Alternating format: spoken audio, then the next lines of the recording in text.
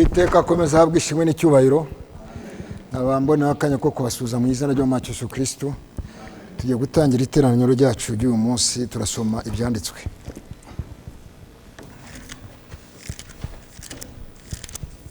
Turasoma mu Bami ba kabiri igice cya kabiri. Turahera ku murongo wa 9. Et lorsqu'ils eurent passé, Élie dit à Élisée: demande ce que tu veux que je fasse pour toi, avant que je sois enlevé d'avec toi. Élisée répondit: qu'il y ait sur moi, je te prie, une double portion de ton esprit.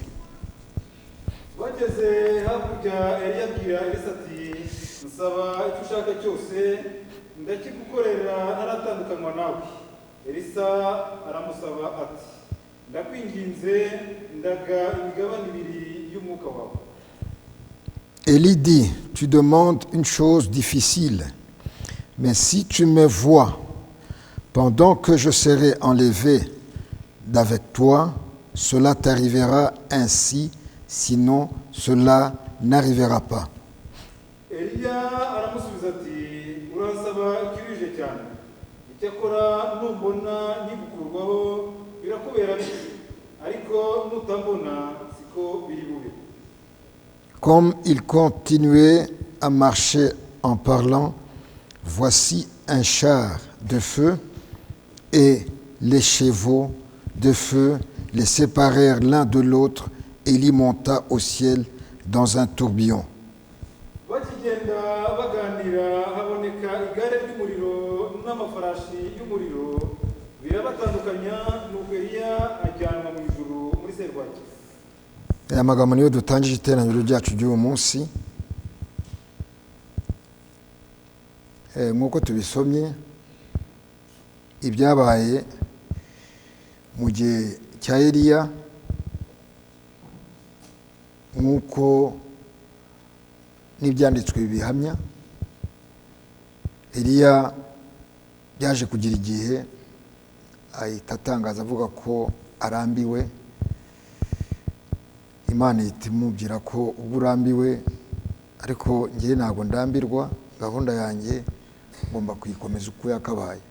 Yasanze Elisha amutera ikoti, kubera ko Elisha yari muri gahunda y'icyo gikorwa kugira ngo umurimo w'Imana ukomeze. Hano niho byabaye mu gihe cyo gutandukana. Hari ibintu byinshi byabasha guca intege Elisha mu gihe Imana yari yamuyishuriye mwereka ko Eliya agiye gutaha. Ahantu hose yacaga yaburaga n'urucantege, ariko bitewe n'uko Imana yari yamukozeho, yasubizaga abo bantu bashaka kumuca intege ababwira ngo muramaze, hari ikintu nkeneye kubona, ari umugabane nkeneye kubona. Bageze aho ngaho kuri Yorodani, Eliya ahita amwinginga, Elisha yanga kumuva inyuma. Murabona ko natwe turi mu gihe cya Eliya, ntabwo cyari cyagera ku musozo. Kizagera ku musozo itorero rizamutse. Twebwe abari muri iyi gahunda, nyuma y'uko Eliya Imana imuhamagara, inshingano, umwuka wari kuri Eliya b'iki gisekuruza niwe mwuka ugomba no kuza ku itorero. Ntabwo ari umwuka wa mwene data Branham. Gusigwa ko ari hejuru ye niko kugaruka no ku itorero kugira ngo umurimo ukomeze. Mu gihe bageraga aho ngaho, ukomeze undebe, unyitegereze, numvaneho amaso, noneho icyo wasabye Imana irakiguha. Mu gihe dutangije iteraniro ryacu ry'uyu munsi, nta wundi duhanga amaso, ni uguhanga amaso Umwami. Tukamuhanga amaso mu gihe aserutse mu ijambo rye. Ntabwo duhanga amaso umuvugabutumwa, duhanga amaso ijambo ngo wambonye ni njyewe muvugana, niko Yesu yabwiye wa wundi yari yahumuye. Ariko yabanje kumubwira ngo wambonye, ntabwo ari kurebesha amaso asanzwe. Natwe uyu mwami ni ugora tumuhanga amaso, cyane cyane mu gihe ijambo riserutse, kubera ko niryo riba rimurikira ubugingo bwacu n'imitima yacu. Aya magambo niyo dutangije iteraniro ryacu. Igihe cya Eliya ntabwo cyari cyagera ku musozo. Ubutumwa bugomba kudutegura mu gihe dutegereje umwami burahari. Nta bundi butumwa bushasha, wa mwuka wari hejuru y'umuhanuzi niwo ugomba no kuza no kubizera bazima ku isi hose. Muhaguruke twishire imbere y'Uhoraho.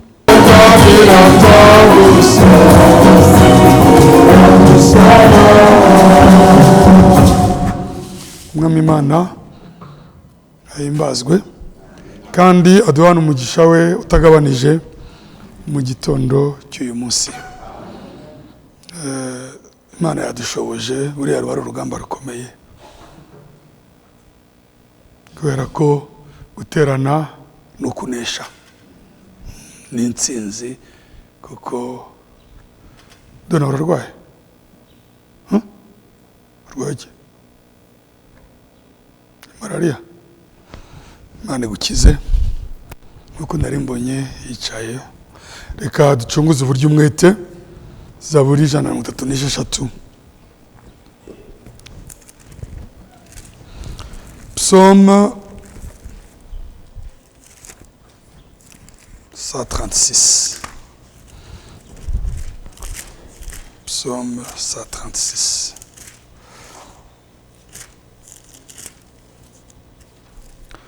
Célébrez l'Éternel, car il est bon, car sa miséricorde dure à toujours.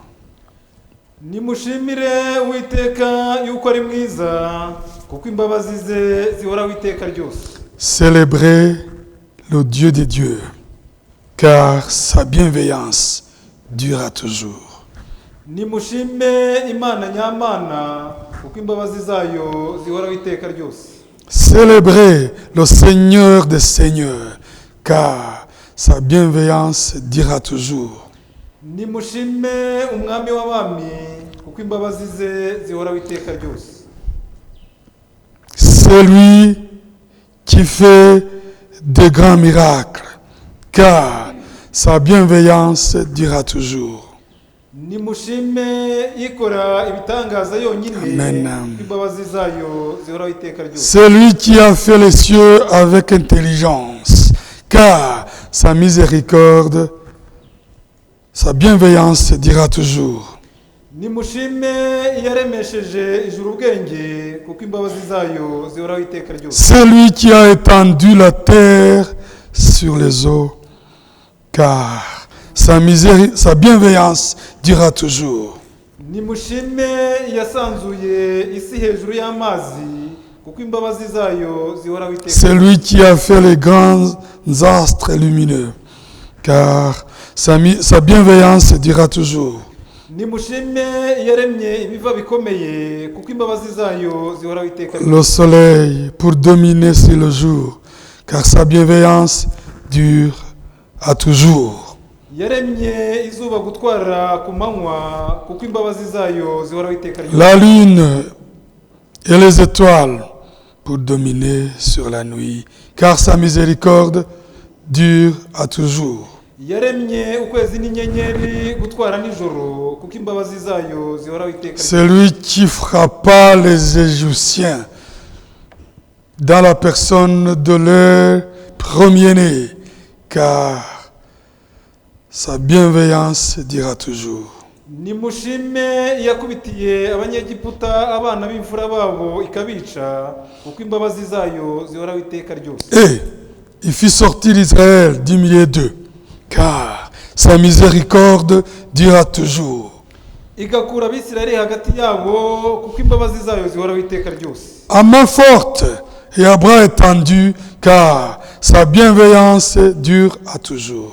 Ibakujeyo intoki z'imbaraga n'ukuboko kurambutse kuko imbabazi zayo. C'est lui qui coupa en deux la mer des joncs, car sa bienveillance durera toujours. Nimushime yatandukanije inyanja itukura kuko imbabazi zayo zihoraho iteka. Qui fit passer Israël au milieu d'elle, car sa miséricorde, sa bienveillance durera toujours. Igacisha abisirayeli hagati yayo kuko imbabazi zayo zihoraho iteka ryose. Et précipita le Pharaon et son armée dans la mer des joncs, car sa bienveillance durera toujours.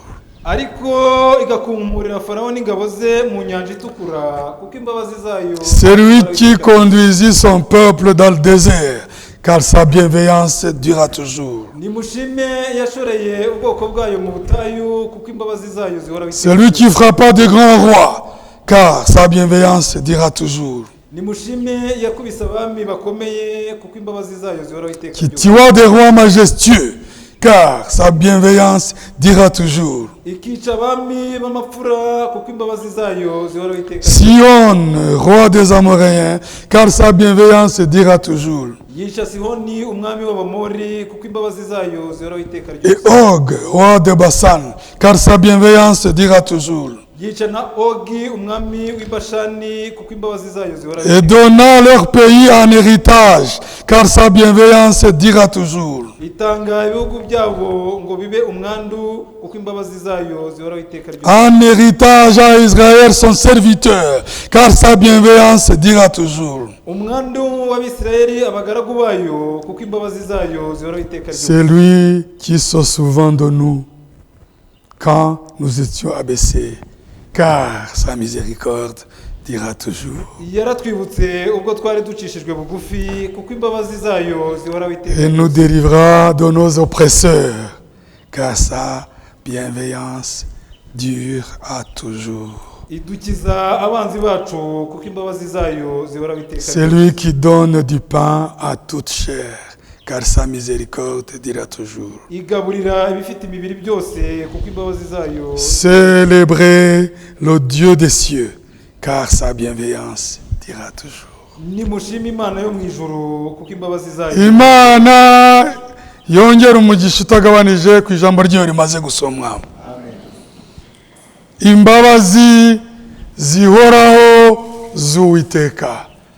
La miséricorde éternelle du Dieu vivant. Imbabazi zihoraho z'Imana nzima. Imbabazi zihoraho z'Imana nzima. Niryo jambo tukirimo. Izi mbabazi ni iz'agaciro kenshi ku bazigiriwe. Izi mbabazi ntaho cyo twazinganya. Ni imbabazi z'agaciro kenshi ku bazizi, ku bazihawe, bazigirirwa buri munsi. Zitariho ntitwabaho.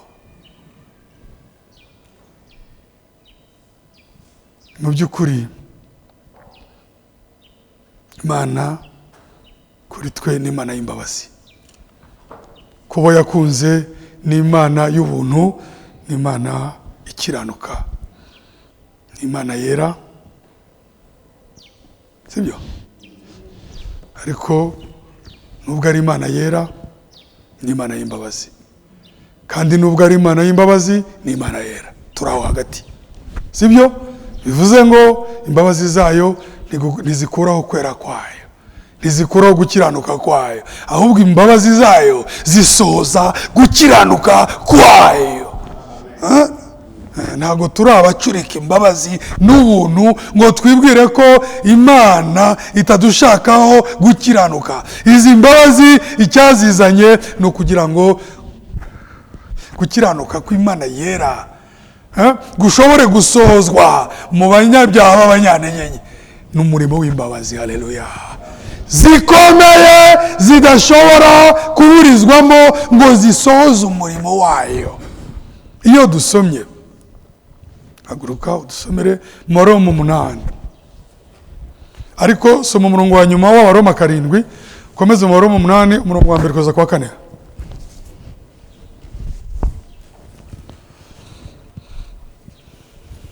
nuko njyewe mu mutima wanjye ndi imbata y'amategeko y'Imana. Ubu ni umurongo wa kangahe mu gice cya 7? 25.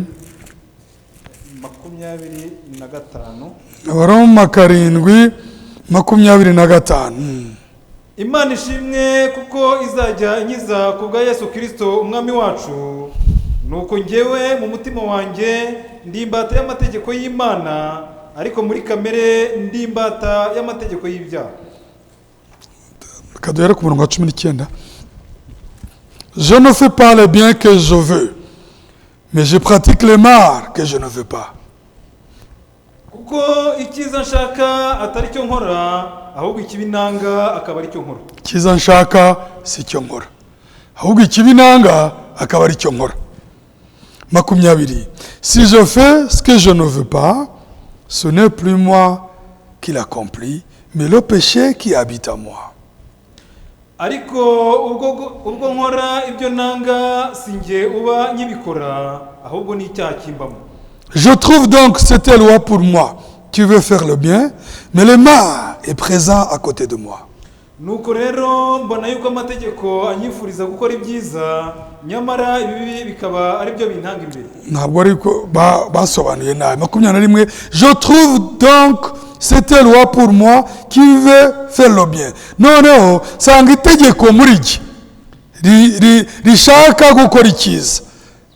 Sibyo? Je trouve donc cette loi pour moi qui veut faire le bien. Bavuze ngo iki bo? Nuko rero mbona yuko amategeko anyifuriza gukora ibyiza, nyamara ibibi bikaba. Noneho nsanga muri jye itegeko rishakira gukora icyiza, nyamara ikibi kikaba kiri muri jye. Aha muri jye ni za moi ebyiri zitandukanye.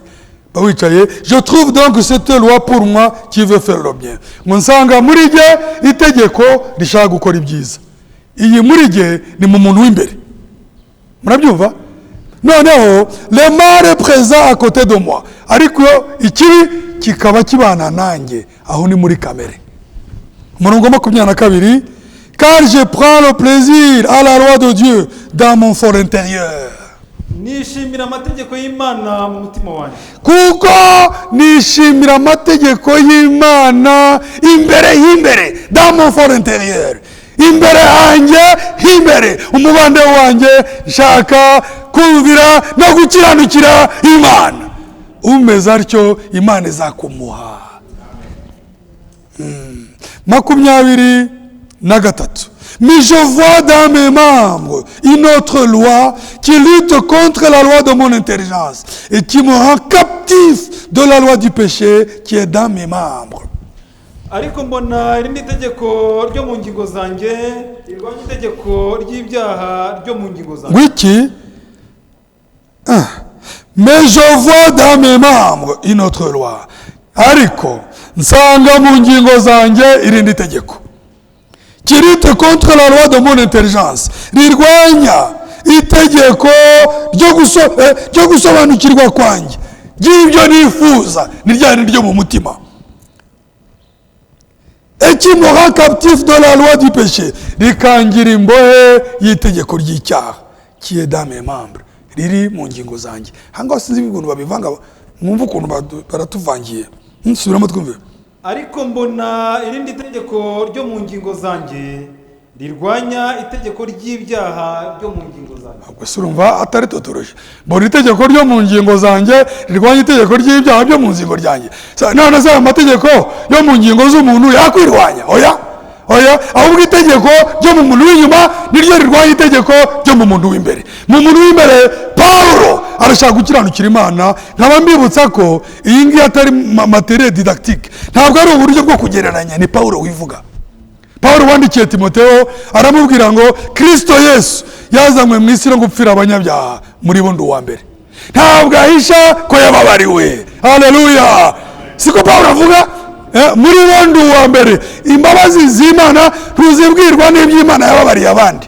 uzishingira ku by'Imana yakubabariye. Niba utarababariwe ntabwo wabanga Imana yababariye Donati, Imana yababariye sibyo, Imana yababariye oya, imbabazi z'Imana uzibwirwa nuko yakubabariye. Niyo mpamvu Pawulo avuga ngo mu muntu wanjye w'imbere, mu mutima wanjye, sibyo, imbere y'imbere, dans mon fort intérieur habamo itegeko rishaka kumvira Imana, ariko nkisanga mu ngingo zanjye irindi tegeko qui me rend captif du péché, ringira imbohe y'icyaha. Urusi urugamba, iyi ni intambara umuntu wese utari umufarisayo arwana. Rwose ibyo ngibyo ntabwo twabica ku ruhande. Umuntu wese wabyawe n'umugore ari kuri uru rugamba, sibyo? It is true, c'est la vérité, niko kuri. Ariko niyo mpamvu Imana yambaye umubiri ntabwo ntiyarije mu bukerarugendo, sibyo? Kubambwa Igorogota ntabwo ari filime Getsemane, ntabwo ari amashyengo. Uriya mubabaro kugira ngo ibyuya amazi yivangure n'amaraso mu muntu bataranamukorazaho urutoki, ni urugamba rukomeye. Ni ukuramukwa n'ibise bikomeye bigomba kugira umwana ubivamo. Umwami ubwe yari yambariye urugamba kugira ngo ahangane n'icyaha. Ese urwo rugamba aracyaruriho? Mu ijambo rimwe, igituma ijambo rimanuka n'urwo rugamba rugikomeza. Ijambo ntabwo rimanuka ngo tubyine, ijambo ntabwo rimanuka ngo twogeze ababwiriza, ijambo rimanuka kugira ngo rikore urwo rugamba, kugira ngo rihige icyaha, rirwane n'umubisha, rirwane n'ibiturwanya kugeza igihe tugera ku gukiranuka kose. Niko kuri kudashobora gusukwamo amazi. Niyo mpamvu umwana w'Imana ntashinzwe iby'abandi. Umwana w'Imana ntaza guterana kugira ngo hagire umenya ko yateranye. Umuntu wese, sibyo, abazanye ubugingo bwe. Umuntu wese abashaka guhuza na Yesu Kristo amaso mu ijambo rye ngo arebe ko yamubonaho imbabazi, sibyo se? Arebe ko yamubonaho imbaraga, arebe ko yamukuraho inama, arebe ko yamuvanaho intambwe, arebe ko uru rugamba turiho yarunesha. Tuza hano, niyo mpamvu ntawaguteranira. Ntago wavuga nka bya bindi by'umuganda ngo iyo habanutse umwe mu muryango bahita bavivura ko umuryango wose wakoze umuganda. Ariko ku guterana kwera ntawuhagarariye abandi. Umuntu wese aza agakiza ni gatozi. Le salut est personnel. Imbabazi nubwo zagiriwe benshi, ariko buri muntu wese azimenya ko yazigiriwe n'akamaro zamugiriye. Ijambo turimo rikaba rivuga ngo imbabazi zihoraho z'Imana nzima. Yiba imbabazi zitahoragaho nizo twagiriwe mbere ntacyo zatumarira, sibyo se? Kuko twahera mu nzira. Ariko igituma izi mbabazi ari z'agaciro nuko zihoraho, nuko ari soko idakama. Uretse no kudahoraho ntizinagabanuka. Ahubwo urebye watubabariye tukiri abanyabyaha, ubu tumaze kuba inshuti ze, imbabazi zo zagabanuka, ahubwo zirushaho. Siko bimeze? Ahubwo zirushaho. Iyo usomye hariya mu Baroma 5,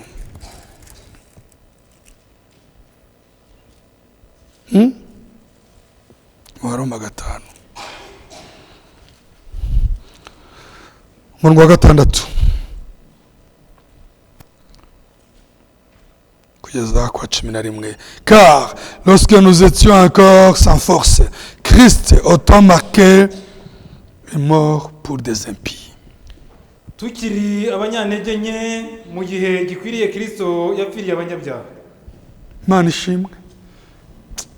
Kandi Kristo ni Imana yambaye umubiri.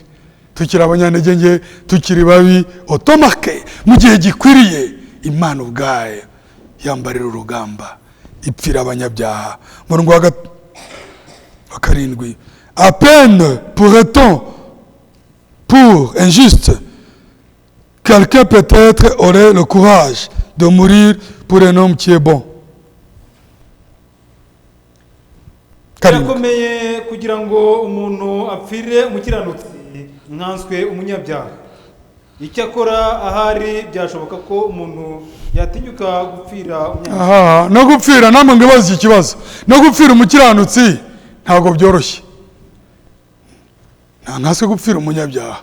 Ariko ahari wenda ukiranuka bamupfira. Ukiranuka se keneye ko bamupfira. Bazira iki se? Ko icyatumye Imana idupfira muri Kristo mu mubiri wayo, icyatumye Imana imena amaraso yayo y'ubwayo ikishakamo igitambo, nuko hari abanyabyaha baguzwe bakeneye gucungurwa. Ucungurwa ni uwaguzwe. Racheter, c'est acheter ce qui t'appartient. Racheter, c'est ramener, ni ukugarura. Ni ukuvuga ngo kubw'icyaha muri Edeni twafashweho iminyago. Si byose tufatwaho iminyago, tufatwaho ububata, twimirirwa mu nkambi y'umubisha, kandi twari intore, kandi twari abana bayo. Niyo mpamvu Imana ntiyaje gushaka rubanda, yaje gushaka bayo baguzwe. Ari byo byitwa gucungurwa, kugarurwa. Imana ni umucunguzi wa bugufi, ni umubyeyi wa bugufi. Imana ihuje natwe ubwoko, sibyo? Duhuje nayo ubwoko, duhuje nayo ubwoko. None se umwana wawe ntimusangiye amaraso? Umwana wawe ntimuhuje ubwoko? Imana duhuje nayo ubwoko. Niyo mpamvu itari kuduhara. Murongo Amonani, oh, si nous sommes morts avec Christ. Murongo karindwi, car c'est lui qui est mort et qui quitte du péché. Karindwi. Birakomeye kugira ngo umuntu apfire umukiranutsi nkanswe umunyabyaha. Icyakora ahari byashoboka ko umuntu yatinyuka gupfira umunyangeso nziza. Sibyo? Murongo wa 8. Mais en ceci, Dieu prouve son amour envers nous. Lorsque nous étions encore pécheurs, Christ est mort pour nous. Ariko Imana yerekanye urukundo rwayo dukunda ubwo Kristo yadupfiraga tukiri abanyabyaha. Urukundo rw'Imana n'imbabazi byayo bigaragarira. Imana yadupfiriye turi babi, ariko turi babi, ariko turi abana bayo. Murongo wa 9, à bien plus forte raison, maintenant que nous sommes justifiés par son sang, serons-nous sauvés par lui de sa colère, de la colère. Ntanswe none ubwo tumaze gutsindishirizwa n'amaraso ye, ntituzarushaho gukizwa umujinya w'Imana nawe. Nibyo twavugaga mu kanya, tukiri abanyabyaha Kristo yapfiriye abanyabyaha. Nta nkanswe ubu, sibyo? Tumaze kungwa n'Imana kubw'amaraso ye, ese ntazarushaho kudukiza? Ntabwo yarushaho kudutera umugongo, kuko n'ubundi yadupfiriye tutabimusabye. Ni umugambi w'imbabazi ze. Ubu tumaze kuba abana be, ntabwo yaduhararukwa, ntabwo yadutererana, ntabwo yatwima amatwi, ntabwo yakwima amatwi ijwi ry'umutima umenetse, ijwi ry'umutima utaryarya, ijwi ry'umutima uzi imbere y'Imana nk'uko Nataneli yari ameze, tukaboneka imbere yayo uko turi. Ntabwo Imana imbabazi zayo zatwirukana, ahubwo inkingi z'umutima wayo zinyeganyezwa. Sibyo? Imana inezezwa n'imitima imenetse, ikanezezwa n'abakeneye imbabazi zayo, ikanezerwa n'abatiyemera, n'abadashinze amajosi, ahubwo bazi uko bari, bakeneye kuri yo imbabazi zayo. Umurongo wa 10, Car si, lorsque nous étions ennemis, nous avons été réconciliés avec Dieu par la mort de son Fils, à bien plus forte raison, étant réconciliés, serons-nous sauvés par sa vie. ubwo twunzwe n'Imana kubw'urupfu rw'umwana wayo wadupfiriye tukiri abanzi bayo, none ubwo tumaze kungwa nayo ntituzarushaho gukizwa kubw'ubugingo bwe. 11. Plus encore, nous glorifions en Dieu par notre Seigneur Jésus-Christ, par qui maintenant nous avons obtenu la réconciliation. Ariko si ibyo byonyine, ahubwo twishimira Imana kubw'umwami wacu Yesu Kristo ukiduhesha kuzura nayo na bugingo n'ubu.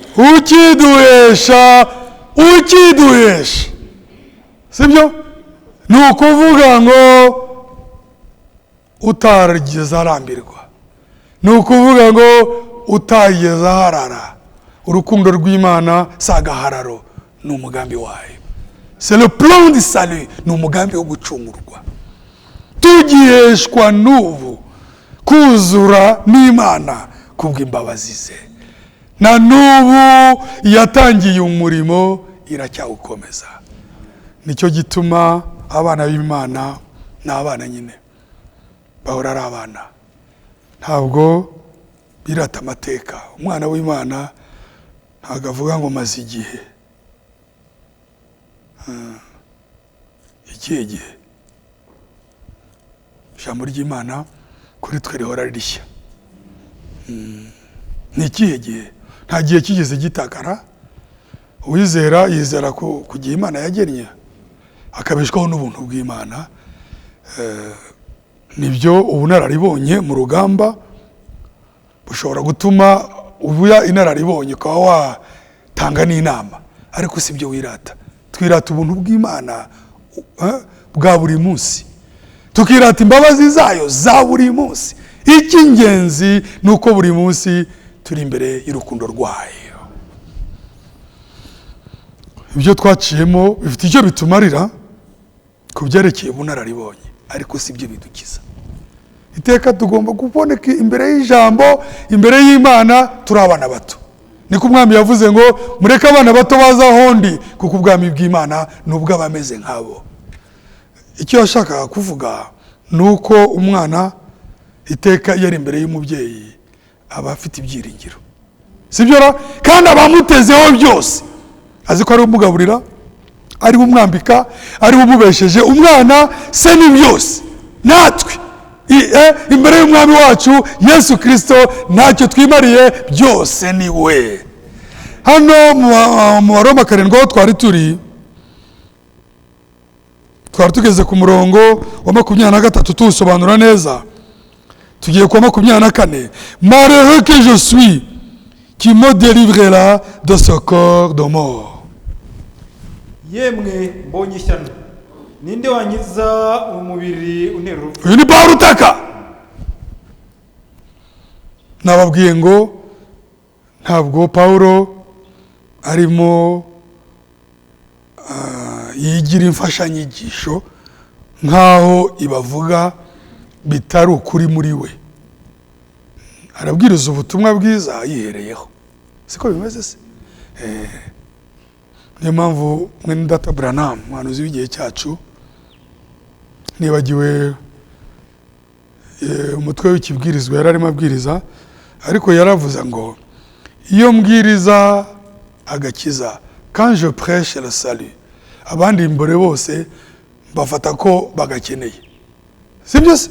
Iyo mbwiriza guérison divine, quand je prêche la guérison divine, iyo mbwiriza gukira indwara, mba numva ko abandi imbere bose barwaye, ahasigaye buri muntu wese agafata icyo akeneye. Sibyo? Pawulo hano ariheraho. Ni nabwo buryo bwiza bwo kugira ngo n'abamwumva. Niyo mpamvu Pawulo yabwiye abakuru b'itorero bo muri Efeso ngo mwikizanye n'ababumva. Abwira na Timoteyo mwikizanye n'ababumva. Ijambo ribanza gukiza urihamiriza rikagera no ku wundi warihishuriwe. Sibyo?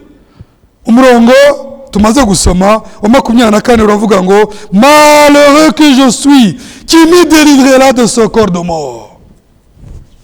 Ikibazo yemwe mbonye ishyano ninde wankiza umubiri untera urupfu. Paulo arasubiza kubera ko yizera. 25 grâce soit rendue à Dieu par Jésus-Christ notre Seigneur. Ainsi donc, par mon intelligence, je suis esclave de la loi de Dieu, tandis que par ma chair, je suis esclave de la loi du péché. Imana ishimwe kuko izajya inkiza kubwa Yesu Kristo umwami wacu. Nuko ngewe mu mutima wanjye ndi imbata y'amategeko y'Imana, ariko muri kamere ndi imbata y'amategeko y'ibyaha. Nubwo muri kamere ndi imbata sibyo y'amategeko y'ibyaha, ariko mu muntu wanjye w'imbere mu mutima wanjye ubwo ndi imbata yo gukiranuka, Yesu Kristo azaza antabara. Nicyo avuga, Imana ishimwe kubwo Yesu Kristo uzajya udukiza. Icyo areba si itegeko riri muri kamere, arareba itegeko riri imbere muri wowe. Haleluya! Niba utazamo no kwiyerekana, niba umukene w'agakiza intambara zitogotera muri kamere, amanuka mu ijambo ngo ubwe ahangane nazo. Kandi yaranesheje, yaravuze ngo ubwo nzakora umurimo ninde uzankuma mu gukora. Icyo wareba, harya ngo icyo wareba ni iki muri ya ndirimbo? Ni ijambo rye gusa. Icyo wareba ni muri ka karirimbo kavuga ngo iki ni mwikaye kuko wicyareba kavuga ngo iki rundutira byose ananirwa azigaragaza nananirwa wazigaragaza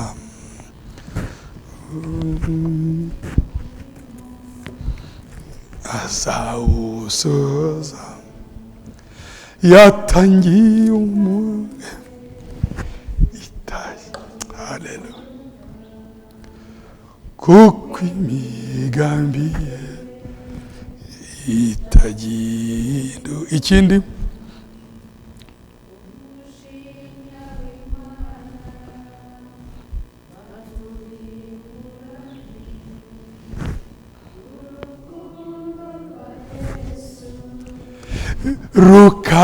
rukadukingira.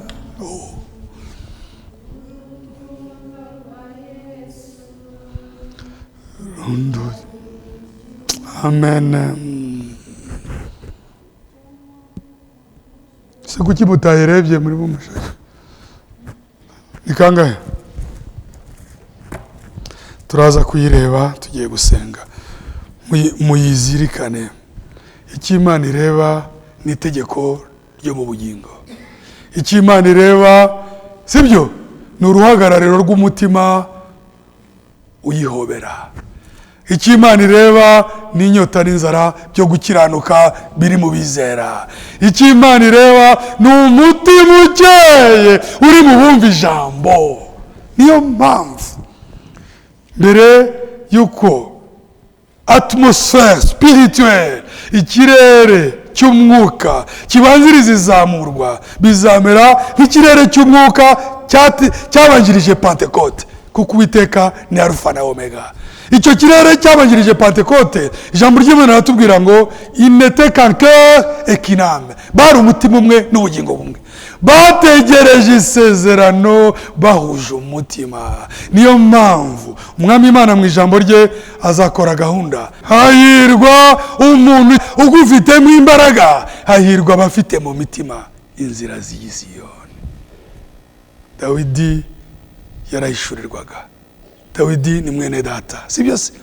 Inzira z'Isiyoni nizica Kabeza. Niyo mpamvu agakiza nibanga.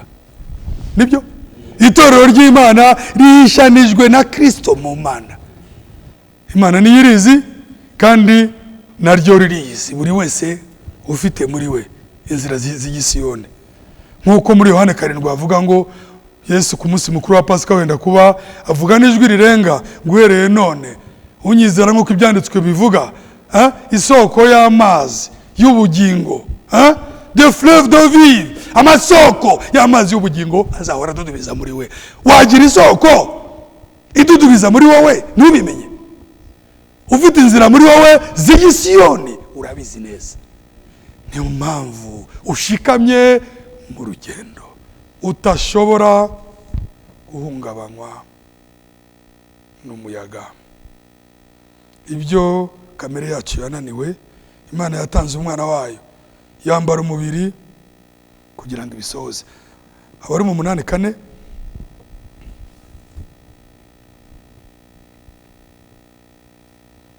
4 niho twari tugeze.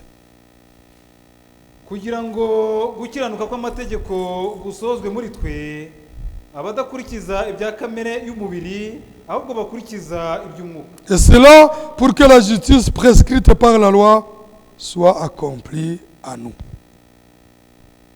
Ugukiranuka gusabwa n'amategeko gusozwe muri twe. Si twebwe tugusoza, n'uwabambwe ugusoza. Icyo adusaba ni imitima yizera, kandi nayo iyo mitima niwe wayishyizeho, si byose? Kuko kwizera nako ni ubuntu bw'Imana. Imana yaje gucungura abayo. Izibizi neza ko ari abantu babyawe n'abagore. Hari ahandi se twaturutse? Babyawe n'abagore ku bwa kamere y'umuntu. Umuntu wavukiye mu kugwa avukira mu ngaruka z'icyaha, ariko muri abo bantu harimo intore z'Imana. Muri abo bantu harimo abatoni bayo. Nibo Yesu avuga muri Yohana 10 ngo intama zanjye nize. Dushobora gusoma tukumva ari amagambo asanzwe, ariko arakomeye. Intama zanjye ngo ntawazivuvunura mu kuboko kwanjye. Data wazimpaye aruta bose, zizi ijwi ryanjye, mpamagara buri yose mu izina ryayo zikankurikira. Ntabwo zakurikira umucancuro. Bene data, impamvu tutayoba nuko turi intama ze. Ese ikibanza ni ukumva ijambo rye cyangwa ni ukuba intama ye?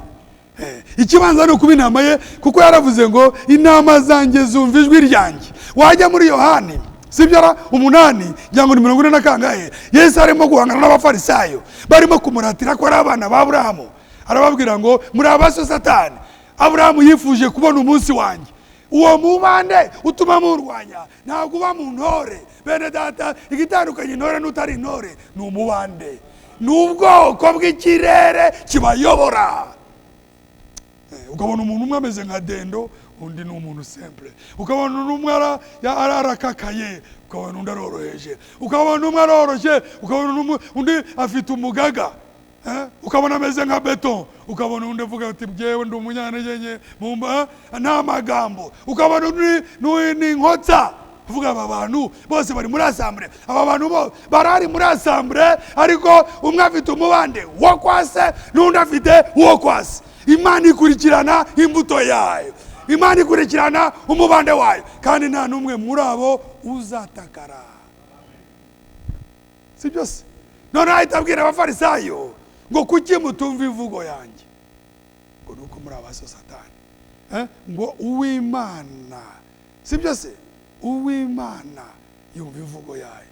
Uwimana, uwatumwe n'Imana avuga amagambo yayo. Si byose? Uwatumweho Uwimana nawe akakira amagambo yayo. Kuki mwe mutumva imvugo yanjye? Ijambo ry'Imana si Ikinyarwanda, si Igifaransa, si Icyongereza. Ijambo ry'Imana ni imvugo y'ijuru, igasobanukirwa n'abahawe amatwi n'intore. Nicyo gituma izi mbabazi ejo twarabisobanuraga, izi mbabazi turimo kubwiriza muri aka kanya ni izitari rusange, ni umwihariko w'intore. Ubutoni bisobanura ikitari rusange. Twe turi abatoni. Iteka yadutoze inkoni y'ubutoni, hasigaye ibiturwanya azabirwanya. Turavuga nka Dawidi ngo nimushimire Imana nyamana. kuko imbabazi zayo zihoraho iteka ryose. Nimushime ikora ibitangaza yonyine, siko badusomeye, kuko imbabazi zayo zihoraho iteka ryose.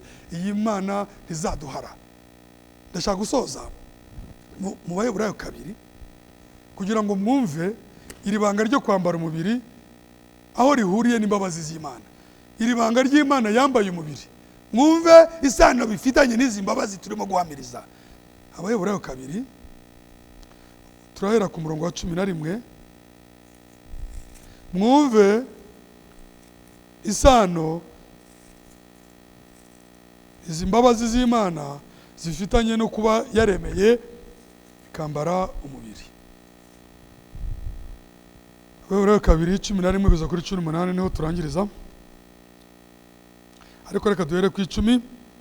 Il convenait en effet à celui par qui et pour qui tout existe et qui a conduit beaucoup de fils à la gloire, d'élever à la perfection par la souffrance l'auteur de leur salut. kuko byari bikwiriye ko Imana byose byaremewe ikabibeshaho, iyobora abana benshi mu bwiza, itunganishije rwose umugabo w'agakiza kabo kubabazwa. Iyobora abana benshi mu bwiza, itunganishije rwose umugabo w'agakiza kabo kubabazwa. Abo bana benshi ni intore zayo. Urumva tuzahera hagati se mu rugendo, izatugeza mu bwiza bwayo.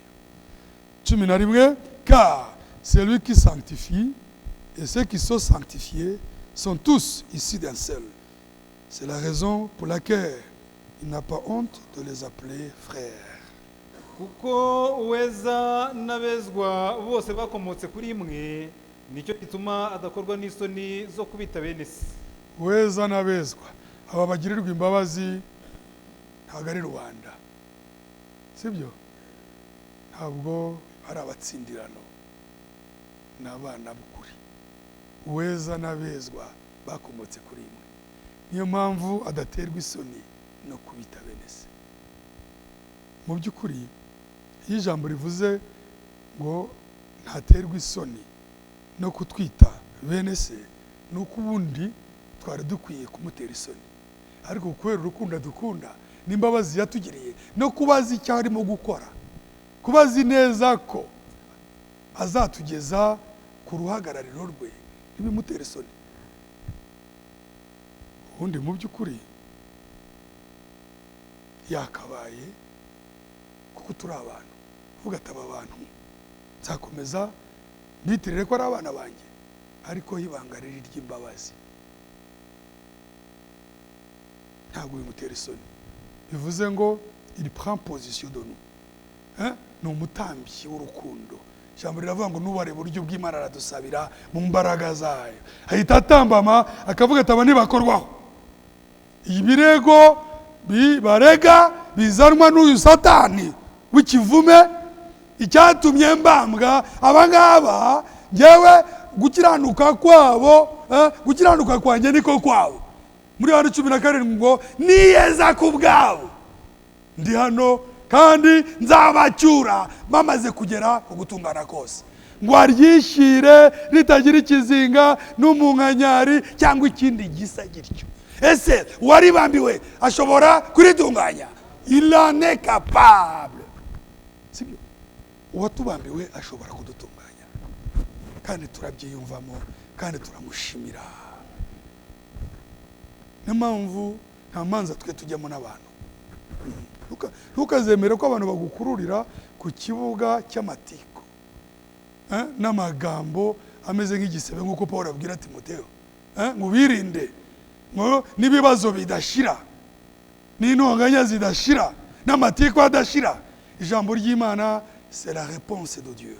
Ijambo ry'Imana ni igisubizo cy'Imana. Niyo mpamvu ijambo ry'Imana ntiribyara ibibazo, ijambo ry'Imana ritanga igisubizo. Ijambo ry'Imana ntiriteza confusion, ni umucyo wirukana urwijiji. Niyo mpamvu hagati mu bana b'Imana usanga nta bibazo bihaba, kubera ko ijambo ry'Imana ni igisubizo. Ntago bahora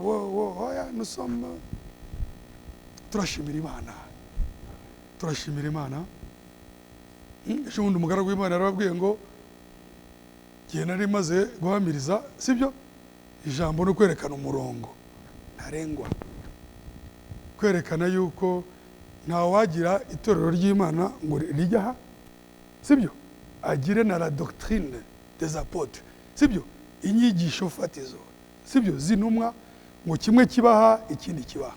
Itorero ni ijambo. Ntabwo wavuga ngo turi itorero ariko ijambo riri hariya. Oya, Paulo yabwiye Timoteyo ngo itorero ry'Imana ni inkingi y'ukuri igushyigikiye. Ntabwo dushyigikirana, dushyigikiye ukuri. Sibyo se? Niko bimeze. Abaha gahunda nugira n'ikibazo ku ijambo ryabwirijwe, cyo kibaza uwarihamirije kuko niyo wa mbere wo warishuriwe. Ariko muri batarukurira niko kuri. Ariko kenshi usanga n'uwo muco wo kubazwa ngo ibintu wavuze turategereza iteka nitwanga gusubiza, ariko nitujya tubona ibibazo. Kuki tutabona ibibazo? Kristo ni igisubizo muri mwe. Ahubwo ijambo riza gukuraho ibibazo, ntabwo riteza ibibazo. Niyo mpamvu dutegereza ababaza tugaheba, twizere ko atari uburyarya ngo mupfane n'ibibazo kandi duhari. Kandi Imana rizima, ahubwo si uburyarya, ahubwo ab'Imana bumva amagambo yayo. Inama zanjye zumva ijwi ryanjye. Ntabwo ijambo rivuye ku Mana ryagutera ikibazo, ahubwo rikubera igisubizo, rikubera umuti, rikubera umugisha. Uweza n'abezwa bakomotse kuri imwe. Siyo mpamvu uzavuga tukumva. Buriya muri wowe uri umuntu, ariko imbere hawe Imana iravuga hakumva. Iyo Yesu avuga ngo mpamagara buri yose mu izina ryayo, ntabwo ari iryo zina ari Nkusi cyangwa ntabwo hari andi mazina. Sibyo se? Hari andi mazina mu bwami, ariko iyo ahamagaye izina ryawe ryo mu bwami, wowe uri hano uritaba. Kuvuga ngo ibintu bya ubu nta muntu wasobanura ukuntu yizeye n'ubwira bw'Imana, ukuntu Imana yagusanze. Ariko mfatanije n'umuririmbyi, kandi nizeye ko nawe ari uko, ngo sinzibagirwa igihe nakizwaga ubwo Yesu yinjiraga muri iki. Ibyo byo nta wabyibagirwa. Byashoboka? Ntabwo byakunda. Ntabwo byakunda. Hagati igihe twizereye dufite ibintu byinshi twakwibagirwa, ariko igihe umwami yaduhoberaga akatubabarira dutangira urugendo, hari uwabyibagirwa ra?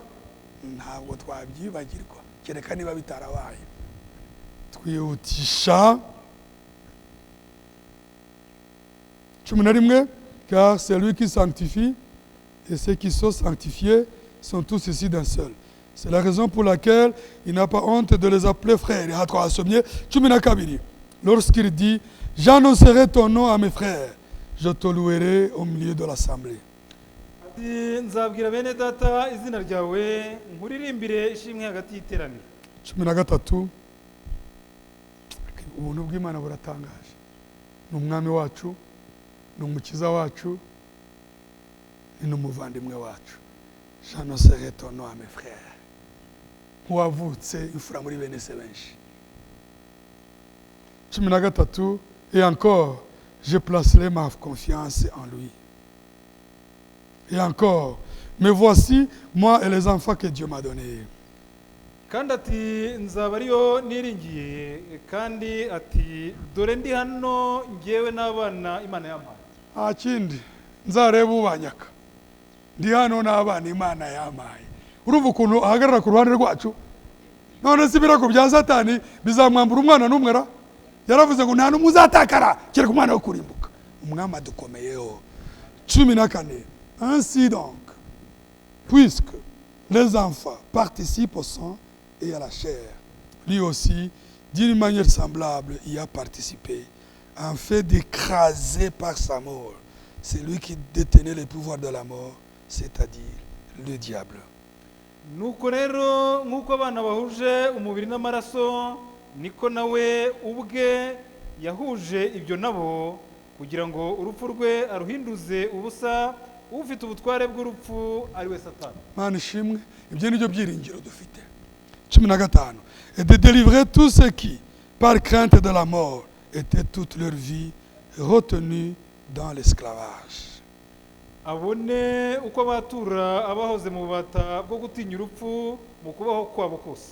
16, car ce n'est pas à des anges, assurément, qu'il vient en aide, mais c'est à la descendance d'Abraham qu'il vient en aide.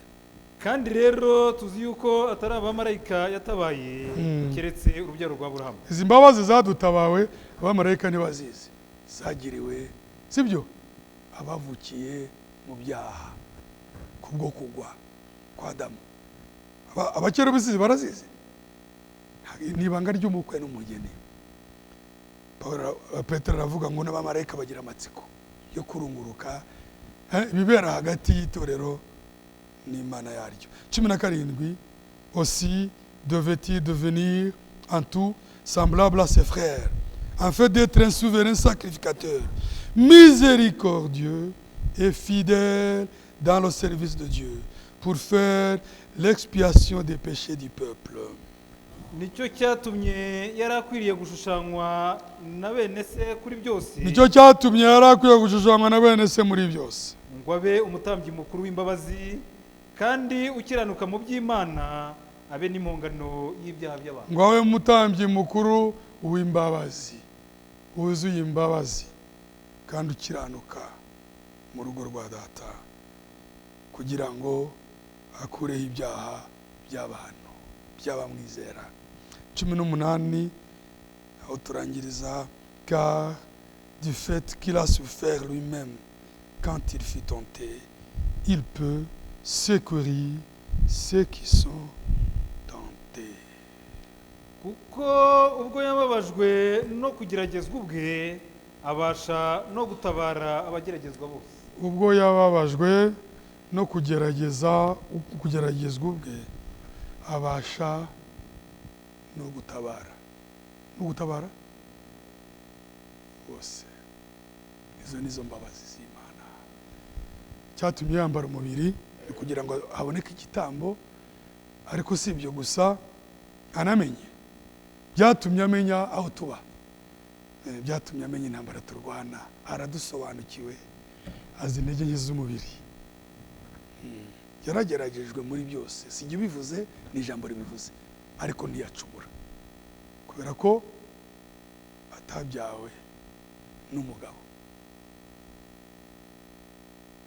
Muri Yohana igice cya mbere baravuga ngo ababyawe n'umugabo.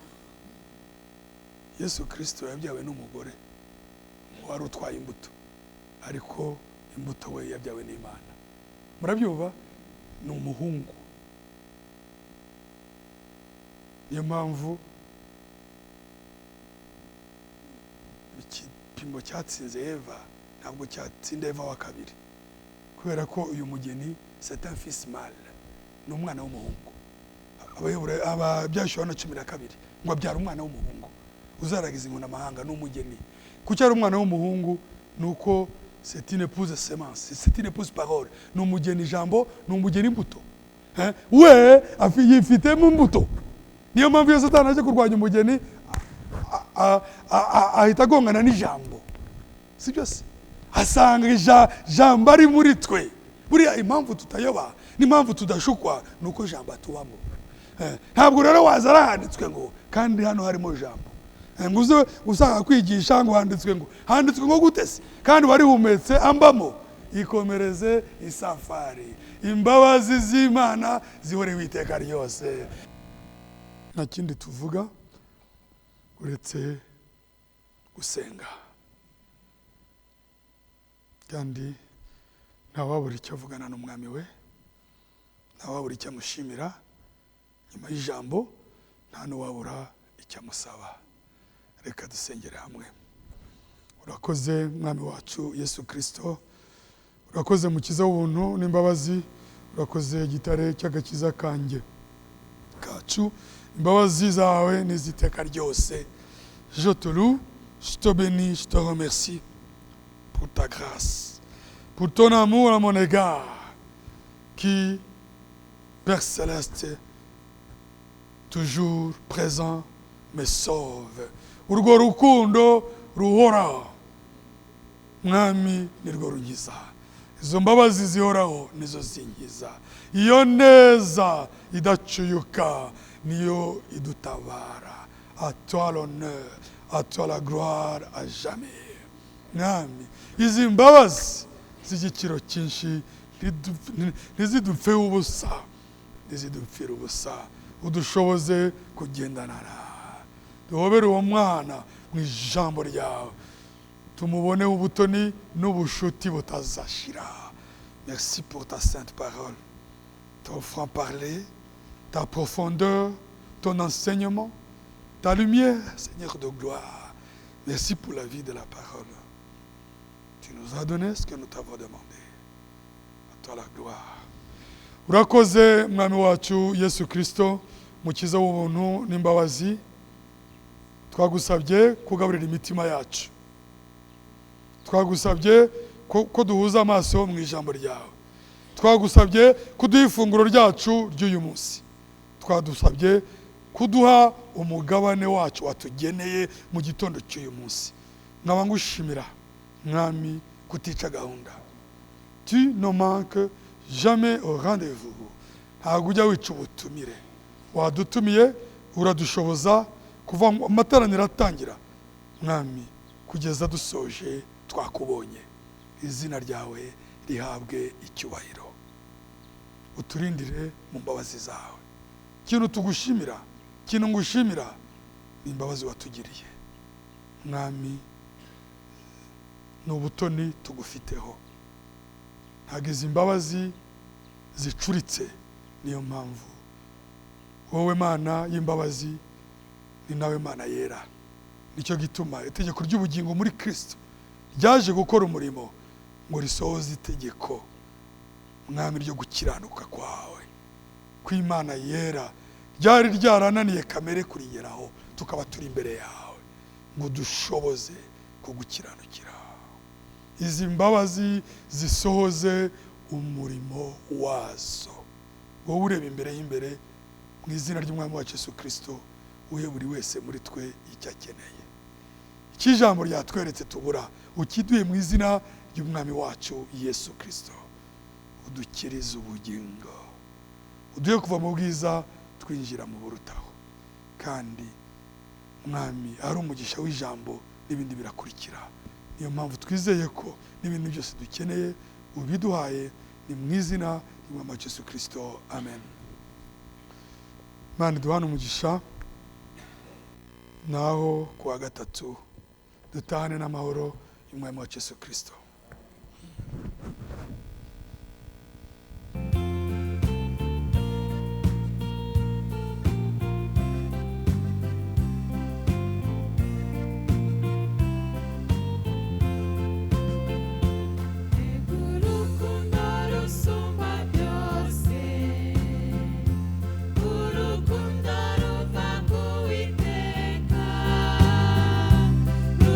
Ubugingo buhora